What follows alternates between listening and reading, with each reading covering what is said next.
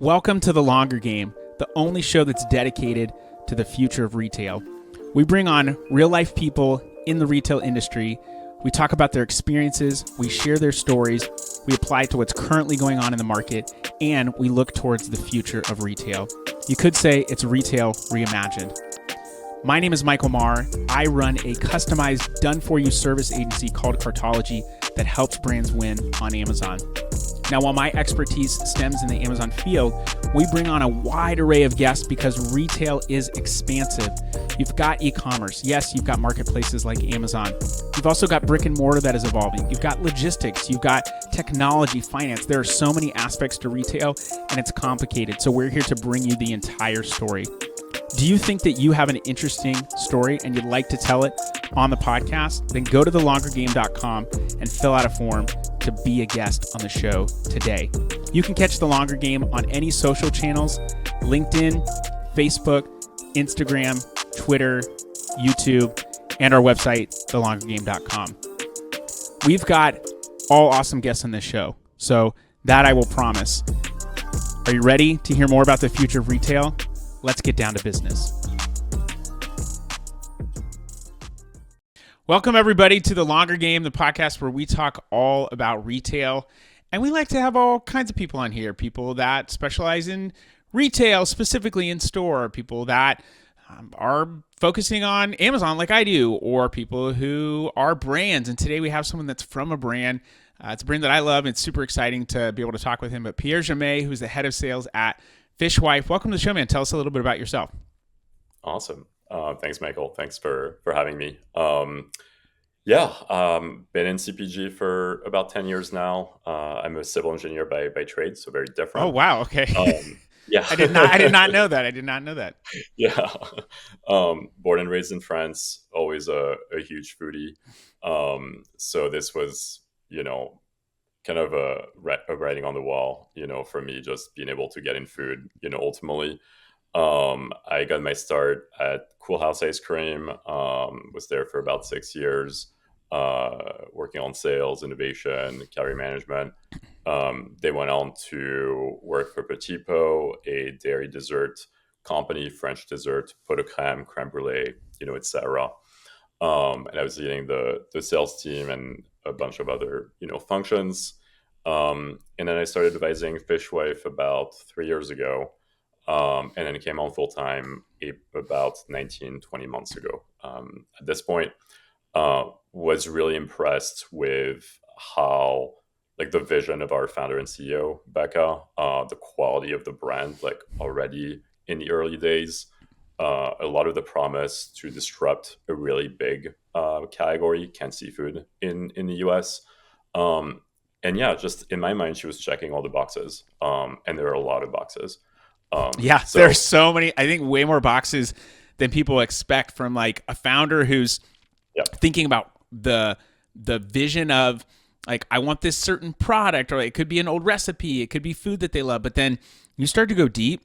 You start a business because maybe you love or you're passionate about something, but there is so much unit economics and distribution and owning supply chain that you just don't often know until you get in and start doing it. And that can be the really challenging piece that people don't think about. Exactly. And that's where she impressed me the most. Okay. I think asking the right question, not asking the same question twice, really having the right intuition in general, and wanted to make sure she was not going to make any mistakes when it came to, distribution or being really guarded. And I think again, vision, intuition, really celebrating that. And before I made the decision to fully come on full time, we had a 3-hour meeting in the most LA way at Air One. We probably had a few more smoothies to get us through that meeting. And I grilled her with questions. I was like, is this a fad? Is this a trend? How long do you want to do this? In general. And she was impressive again there. So for me, it just gave me all the green lights to say this is just such an amazing opportunity for me. And I'm grateful to be part of the company and part of this journey. I love that. And I just recently talked to someone about fads versus relevancy.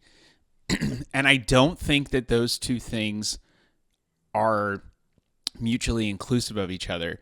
And I say that because a fad is something that could help you to be relevant now, Yep. but if you want to be around long term, you can't pivot your company every single time a new fad comes out. And I have a live show that I do, and I had a woman on there named Sarah Silverman, not the comedian, but a woman that's in CPG, and we were talking about this, and she's like, we're talking about brands, like what is, the next new thing is the sexy thing, but like what's an example of a brand who has been consistent and hasn't chased fads or trends, but has been around for a long time? And her example was Lundberg. Like they do rice really well. They have innovation like a microwavable pouch or something like that, but they're not trying to be all things to all people, and they're being consistent. And that authenticity, I think, is really what makes you more relevant. Yeah, for sure. And I think for me on the business side, like if it was more of a trend or a fad, it would change how fast we would be going, right? Because we would Sure. want to capitalize on it before that fad is, on its way out. And I think what we're working on is more, you know, updating the category, transforming the category, adding more incrementality, adding more growth. And that will take some time. That will go, with education, with awareness, with, all the things that we're doing on the marketing side.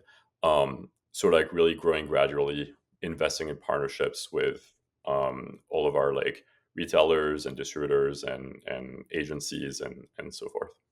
Sampling, not sampling. I think I know where you lie. But tell me how important how important is that to you as a brand? Yeah, I think for me, it's sampling is at the core. It's what I told Becca, our founder and CEO, when we launched one item, the anchovies in Whole Foods in SoCal. That was in January 2023. It's our smallest item, so it's 2 inches by 4 inches, Okay. really small. Um, and I was like, well, we need to demo the heck out of it. And then we started with one brand ambassador, and we grew it to, now 21 brand ambassadors and amazing demo agencies like Plentiful Harvest and Front Page Retail and others. Really an amazing extension of our team. And we do over like 100, 150 demos a month, at this point. Sampling is at the core, and that's something I was doing a lot at Cool House and ice cream. It's really easy to sample ice cream sandwiches Okay. and pints. It's really delicious. Who wants This to who requires wants to women turn down ice education. cream? Like I would say yes every single day. Yeah, and this is like it's different, right? It requires like we make a beautiful bite with like a cracker Mm. or a little fresh dill on top. So we really dress it up. We make it like a fun, tasting experience.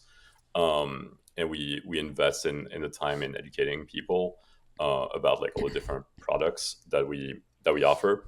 But but yeah, sampling is at the core. I mean, we're selling really tasty food. If it was just a pretty brand and pretty package and the product wasn't good, like I wouldn't do sampling, right? I would Yeah. do many other things.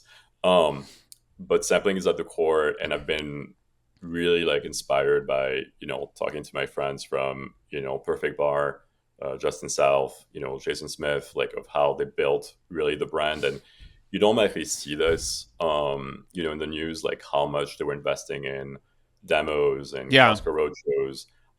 Same thing when I talk with Cameron from Kodiak and how many roadshows they were doing, every single week. You just see the Um, raises and all the like money and exactly. stuff that's going into it. Yeah. You see that brand that like blew up.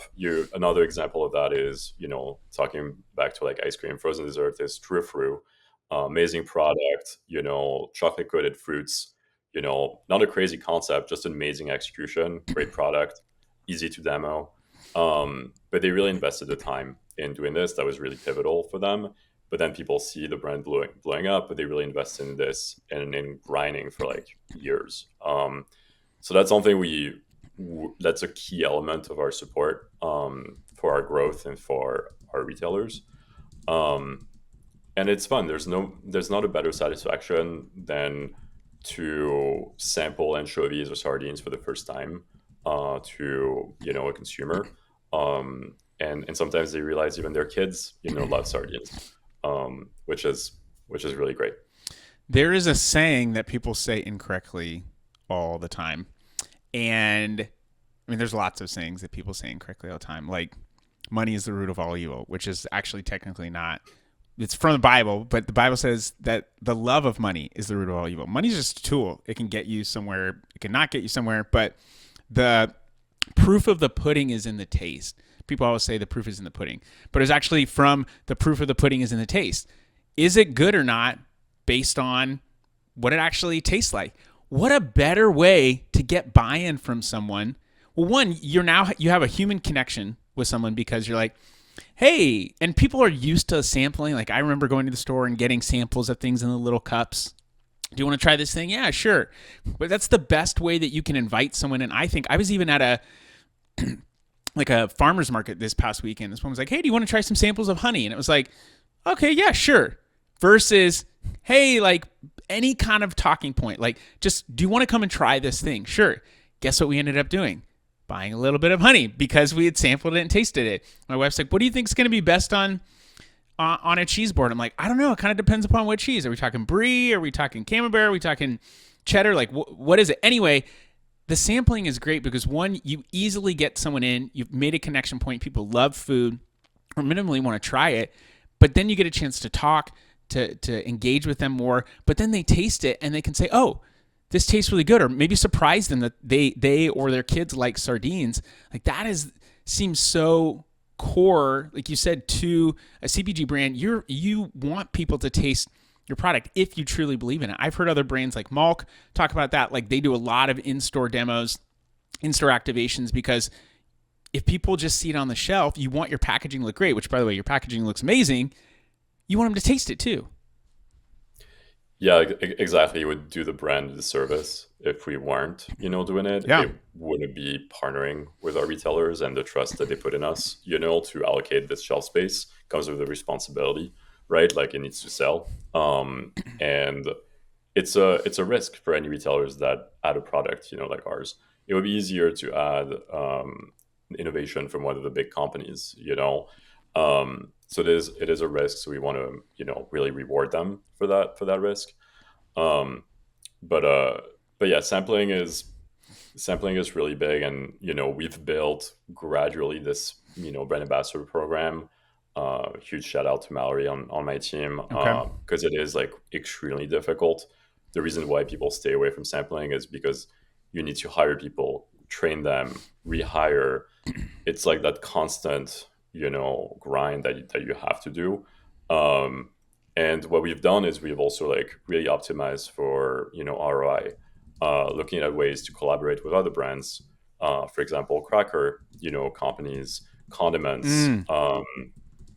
and ricotta brands or creme fraiche, or just all those things, or even like non-alcoholic cocktails with What did I say about making me hungry? You were saying all these right words for me.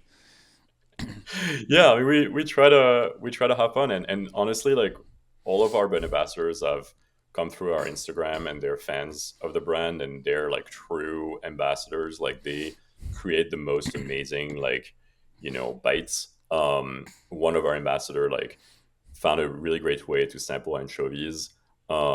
It's on a little toothpick on a gilda with a cherry tomato and one of our anchovy fillet. So it has that sweet and salty and has that nice kick of acid, and it's really fresh tasting, and it's a great way to inspire people to say, this is how you can use anchovies as opposed to just in a Caesar salad or to top, pizza, which is great. And you could have come up with that maybe over time, but you're now able to leverage those people who really love your brand.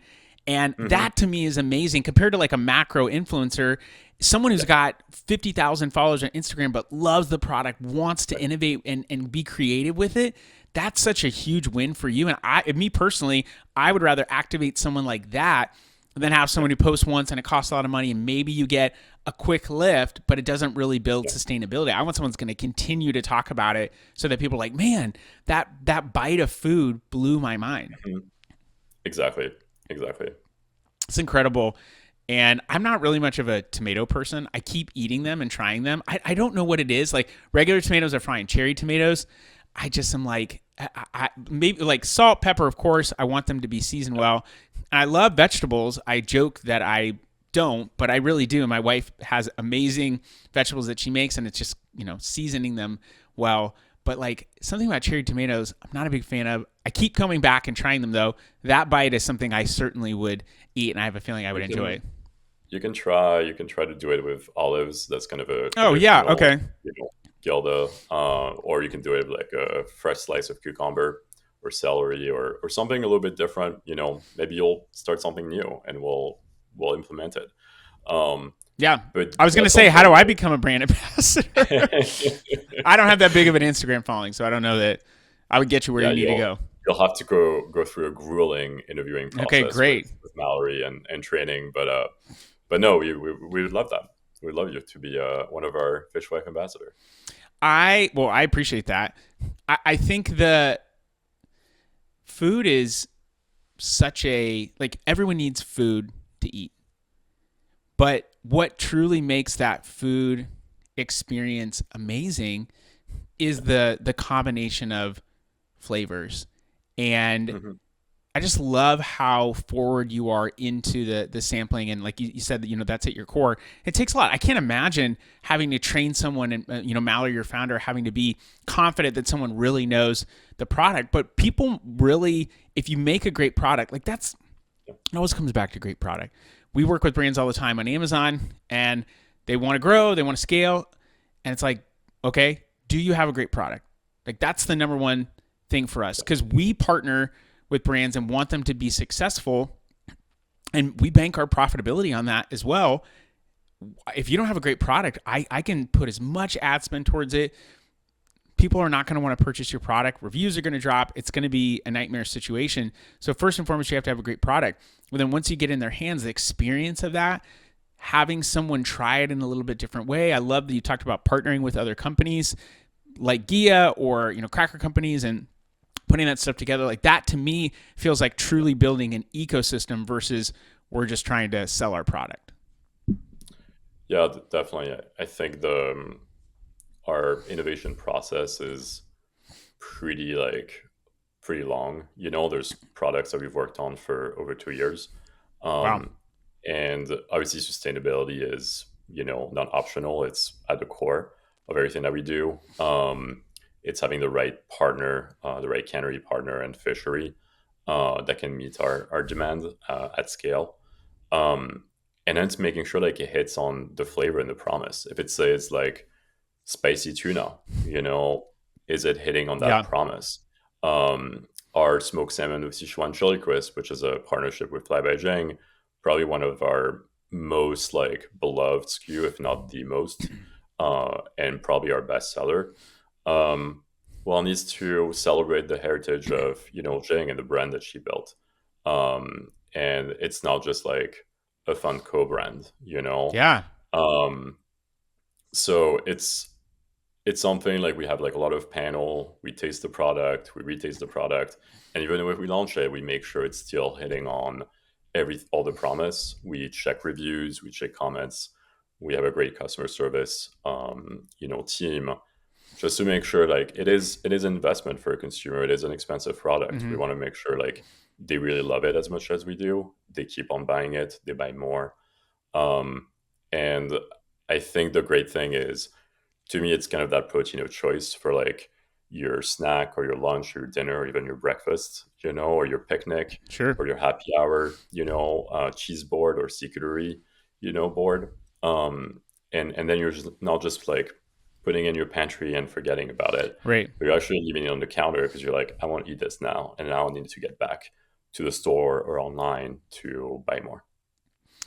What is one of your most favorite things about working at a CPG Ooh, company? Because I'm hearing you say stuff, and I'm thinking about what I would enjoy, but I'm really curious because you've worked like ice cream to like canned fish. Tin fish is a very big jump. Maybe yeah, not like as crazy, but still like that's a very big difference. it's You probably have to get yeah. like on a sampling standpoint. You said it's easy to sample ice Mhm. cream. Might be a little bit different with the sardine, just because people don't know or they're less curious or less excited about Yeah. that, and they don't know. So yeah, I'm really just more curious from your perspective. Yeah, I think it varies. At the core, it's being super creative. having fun, really like investing in partnership. I'm like a data nerd too, so I love insights and data and creating, value. I Civil love engineer. negotiating. Yeah, that's coming into Yeah, play. yeah. Um, I'm I've been like working for a long time on like an arsenal of like shippers and different fixtures that we can have to really disrupt the journey in Okay. brick and mortar retail. So that's been like a really big proud moment for me, like just to see that being happening right now, whether it's in Kroger or Target, nationally, with our beautiful like side caps, currently, soon like our shippers and Sprouts and Whole Foods. um, it's just like a really great way to really celebrate the brand in a way that appears so amazingly online. But in retail, obviously, it's always a little bit more limited in terms of what we can do. um, and I think they're like a big inspiration for me was the Chomps, team, the Tates, team too. Yeah. It's obviously a very iconic, packaging product, thin and crispy, cookies, and I think that's something that they did a lot, like really investing in shippers, in all outlets, and that was a big pillar to like build the brand. So for me, it's also like researching what has worked, not replicating any playbook that exists Sure. out there. It's creating our own, playbook, um, and yeah, and really taking on those opportunities.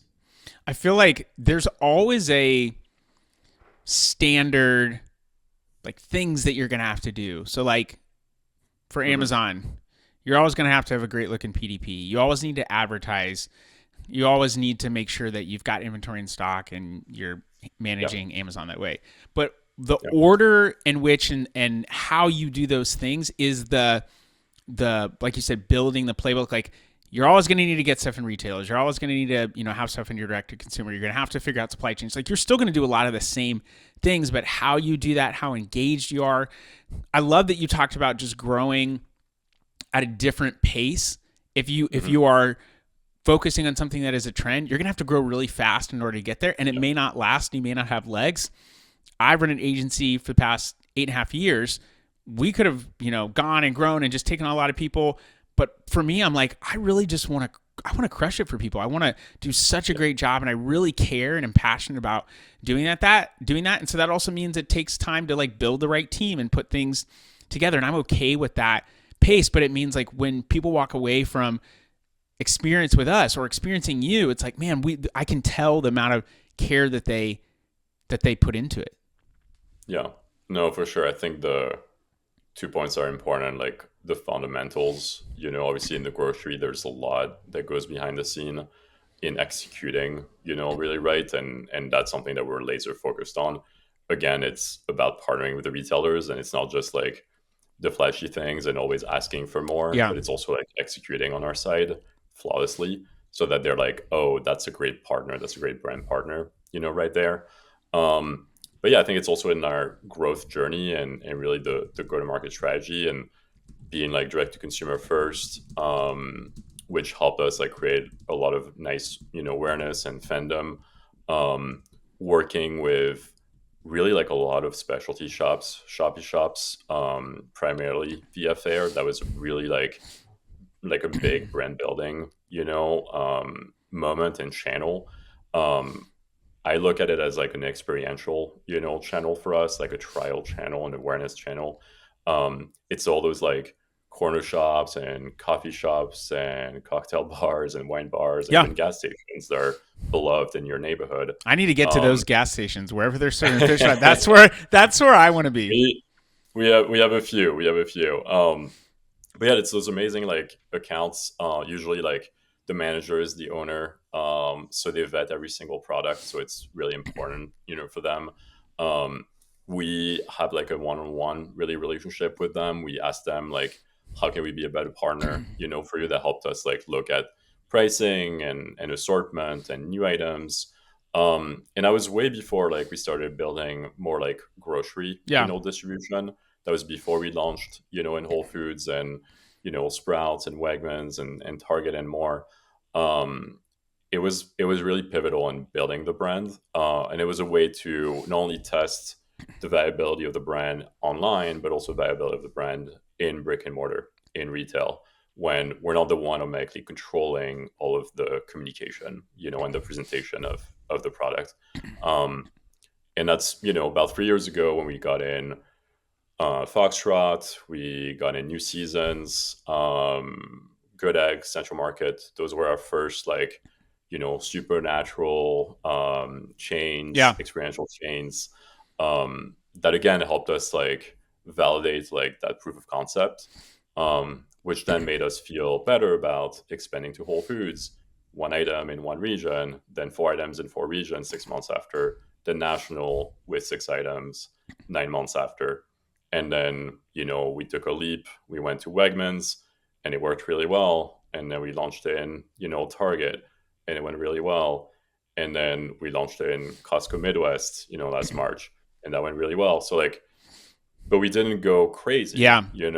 we really wanted to be like a win-win for us, obviously selfishly, but Oh, for the sure. retailer too. If you're not Um, successful, you're not going to stick around, and yeah, the buyers don't have anything to buy. yeah, exactly. And really pace that growth where we were really planning for that execution. So when we're telling the retailer, this is what we're planning to do, this is what we're doing and more.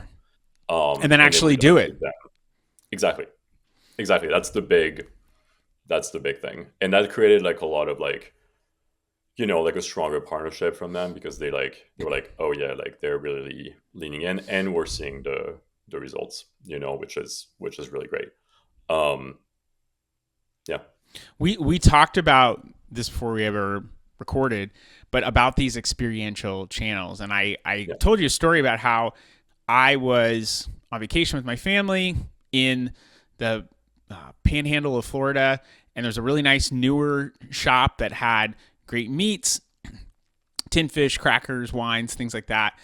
Yeah. And we went in, and Fishwife was there, and that was just a very different experience, because the shop owner came out and was like, "Is there something you're looking for specifically? Well, what do you like?" They care about food. It's a smaller business. They're not.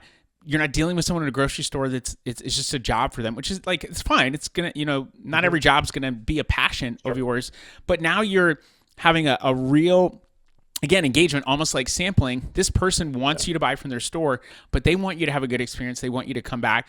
So they're now being that ambassador of well, I would try this, and I look at this, and we just got this in, and this is really cool.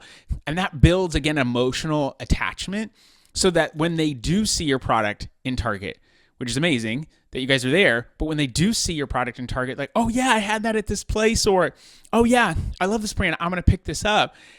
I think that was a really interesting play to start and test proof with people, because the people that go to those specialty shops are often going to end up going to Target or a bigger, or a Whole Foods, just for convenience sake. It's not necessarily going to be the other way around. So you can test that, make sure it's with the people who really love it, and then maybe the people who don't know as much, then you can build scale or figure that rest out. But that proof of concept piece is so important, and just you build that emotional connection and build relational capital with people, by those shop owners, by those ambassadors, by the people that are sampling.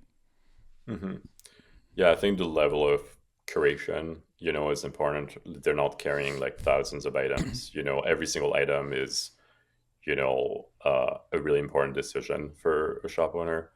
So they really invest a lot. They might open a tin and sample it, Yeah. and pour wine or an on-alc cocktail, or have a beautiful candle that's lit up next to it, or show you how to do a cheese board, or how to host a nice happy hour with your friends and family. I think that's also one of that big tailwind, with COVID and after COVID, was this sense of we want something meaningful of an experience in retail. We can buy groceries online, or we can pick it up or something, but there's a higher level of what we desire in retail, or we desire value, and that's also true. Or convenience or something that just feels like a seamless experience to shop. But I think we saw like that channel really booming.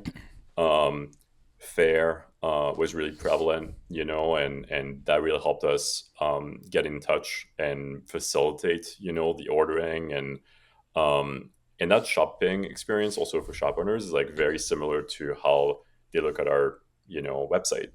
And that's why we launch every time we have a new innovation. It goes online on our I site. love It goes that. on Fair Yeah. at that same time. Give them that Um, exclusivity first yeah, for the loyal people and then send it out to the rest of the world. yeah, yeah, and as we grow across channels, as we grow online, on Amazon, in retail, we want every channel to be growing, and it creates also that flywheel, effect that we talked about. Hmm. And we still want to celebrate this specialty channel that was so pivotal in building our brand. And I think there's still more growth that we can unlock, and that's really with being a good partner to them and um, finding ways that we can help them like also grow sales and have it be like truly like a destination that you can go to with your travels, to find a gift, to find a treat, to buy a few things for the night. And then ultimately you'll do grocery shop, wherever, Sure. right? Like we're not trying to funnel a shopper to like say you can only buy in retail in this specific chain, right? We just want to connect the dots, give them optionality, and have it be like that beautiful like omni-channel sort of experience, right? Yeah, you're meeting people where they're at because people are not, to your point, they can buy groceries online, but maybe they also want to have an experience. I mean, my focus is e-commerce, but like most goods are still bought in person. Yeah, So, yeah. and I don't think that's ever going to go away. People want to have some kind of connection or maybe especially food, like it's very Hmm. tactile. So like grab, touch, like be able to feel, maybe sample, but like Hmm. the omni-channel effect doesn't mean that you or approach doesn't mean you have to be doing the exact same thing on every single channel. Like your first stuff, you launch it on D2C. Like what is this path for? Amazon customer acquisition channel, the sampling, building that a connection, that is also kind of a customer acquisition channel. And then you can get them to have accessibility in a Target or Whole Foods. But knowing what each channel is intended for and leveraging it for that. And then I think it's looking at, I think a lot of brands are looking for return on investment in each channel. And that can Hmm. sometimes be, it's possible, but sometimes that can be a little bit challenging and short-sighted. What does your total sales look like for all of your investment? Are you seeing growth across the board? Are you seeing people be engaged? Because you show up in a Target, I can guarantee you someone's going to be looking at your product on Amazon to say, is this legit? Is this what Yeah, they say it is? And then you said, go into Instagram, like, is this interesting? Is this, yeah, what are people talking about? Now they're engaging with it outside the store. Well, maybe they're going to buy something because they're like, oh, I forgot to get this, but I can get it on their direct to consumer side, or I didn't know that they had this item here. So like making sure those channels play well together, but using them for that intent and purpose that they're meant for, I think is how you really become successful on an omni-channel perspective. And then just working with people who get like our portion is Amazon. We get that that's one specific spot, but I also want you to be successful outside because that's only going to serve to help us, and us helping you be successful there is only going to serve to help you inside of retail. So knowing how those things play together and helping you to be successful, partnering with the right people helps, which you've talked a lot about. yeah. And I think that also is important, like internally within like the company, right? That I'm not like competing with my head of growth on where we want, people to Yeah, buy products. It's more saying like obviously like our growth and our e-commerce has played an hugely important part in like succeeding in retail. So it's not like okay now like the focus is retail. It's like no, like our focus is those four channels, getting to that ceiling of what could be the max growth that we can unlock in each of those channels. How do we make them be like slightly different, cater to different use cases potentially.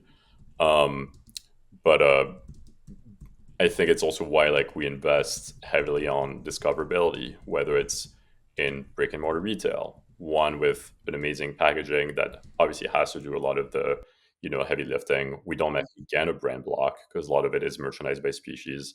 So it needs to do a lot of the heavy lifting. And then when we have a shipper, where we have an off shelf, that's a huge like brand, moment that we really want to capitalize on. Again, that's where sampling is interesting, right? Because we can sample multiple of our products and connect the dots. Um, but also knowing that some days like these shoppers will shop on Instacart or Whole Foods on Amazon or Target.com or etc. And then we want to be investing in search and displays and videos and recipes and more, to again like get in that past purchase bucket, make it easier for them. Price is a little bit less of a barrier online too. There's different means that we can convey our unique value proposition, there. As you say with Amazon, I think a lot of people look at it as, is this worth the risk of buying this expensive product? Hmm. Are the reviews good, or is it just a trendy, product that doesn't deliver on taste or experience? Um, Also, Instagram, a lot of people will use that like during shop, pre-shop, Hmm. post-shop. So they want to see like, okay, I see what the product is, but how does that look inside? What are people saying about it? Yeah. Oh Um, yeah, inside. That's a really good point. Because if you can't sample, what does it look like on the inside? I don't eat sardines often. Maybe yeah, what is it going to look like on the inside? Am I going to see big fish eyes or it looks like a fish, Yeah. but in the Okay. best way Good to know. possible. Just in case anybody was wondering, it looks like a fish. It looks like a fish. It is a fish. It is It a is a fish. fish. Yes, to be clear. Yeah. But it's important. I think they expect a certain thing when they open the box, and then they like, oh wow, like one, it doesn't smell in a bad way, like fish. It looks like a fish. It doesn't look like what used to be, a fish. I don't have to like pour out all of the liquids because it's all packed in beautiful like olive oil. I can actually reuse that for my dressing or for my recipes. I can drain it and use it for later if I want to have a little bit less, maybe less fat, maybe something healthier. um so, and then it's already flavored, right? So you don't have to pour a ton of mayo or spices or whichever to then get to something that's edible, right? Um, so I think a lot of the thing for us is like that trifecta with sustainability, with taste, with flavors, with convenience. That's really what creates the need for people for consumers to say, okay, I love this, I want to buy it again. It's amazing, man. I think the one thing that I've gotten from this conversation is that I need to go eat because everything we've been talking about has just been making me hungry. But man, you've been a great guest to have on, and I appreciate you coming on. If people want to know more about what you're doing, Pierre, where should they look? The next charcuterie board shop or the next small shop sampling? You Oh tell me, where gosh. can people find you? Yeah, I mean, all the things I would say, like our website, eatfishwife.com, is a great place. You can buy from our site. You can check out our store locator with our amazing, retail partners. Check out our Instagram or TikTok for inspiration on recipes, for product drop, swag drop. We do a lot of Mm. that, and it's a fun, account to follow. Um, you can follow me on LinkedIn. I try to post some updates for the trade. And yeah, we'll be doing a lot of special things. I'll give you a spoiler, right here. Oh Um, wow! Oh man, I this will love that. happen. That's This will amazing. happen in retail soon. I love it. I love it. So there's a lot of things that we do. Again, it's creating our own playbook, but it's having a lot of creativity. It's pushing the boundaries. It's having fun. It's making this category like a destination. It shouldn't be just a stale, canned meat as it's called sometime, or Yeah, canned tuna, yeah. aisle. There's a lot more that this category can offer, and with a lot of the trends being like focus on protein and other things like that.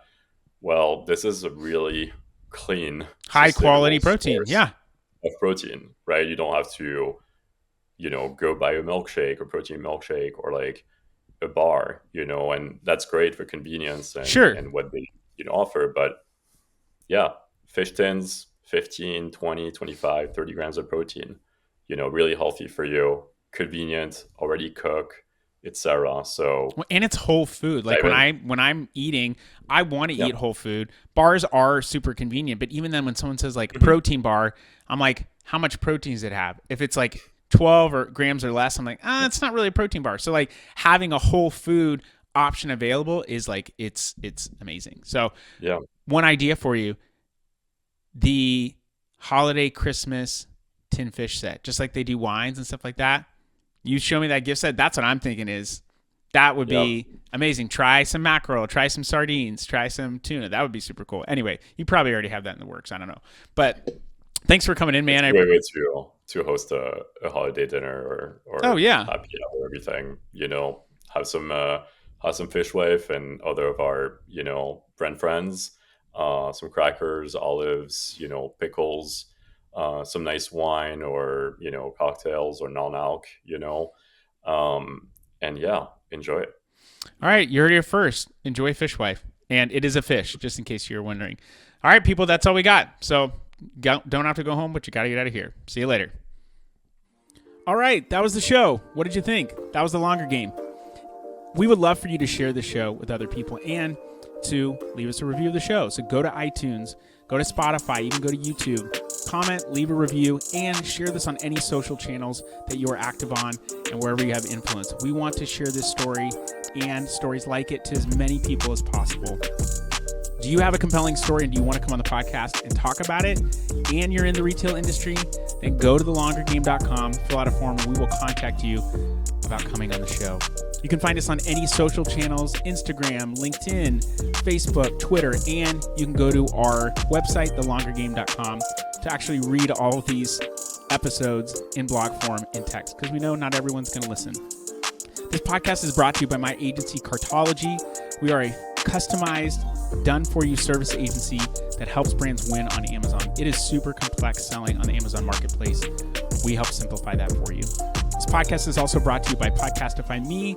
They are a full-service podcast production company that designs podcasts around people who are paid for their advice. That is coaches. If you want someone to help create, strategize, and distribute your podcast to the masses, go to podcastify.me to find out more.